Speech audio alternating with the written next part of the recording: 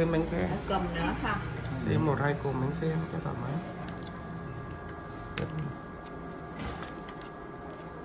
Đó. Đúng rồi. Trời ơi, nhỏ xíu rồi. Cho cái mảnh vậy luôn á hả? Ừ đó. Ồ, chắc lấy máy này về xài quá.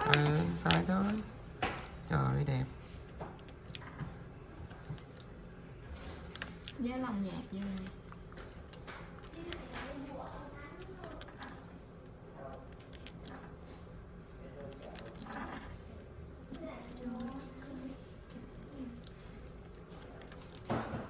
Chữ nhỏ mấy ly đó? 7 ly. 7 ly dấu. Chưa có dấu nghe.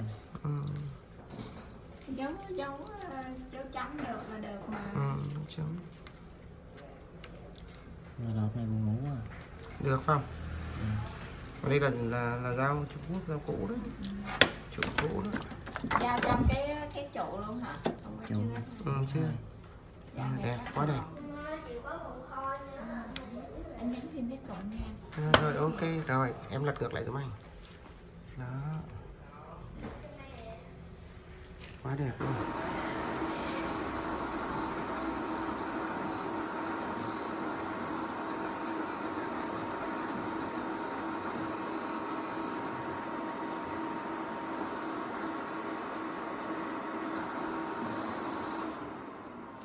Đấy, được gỡ.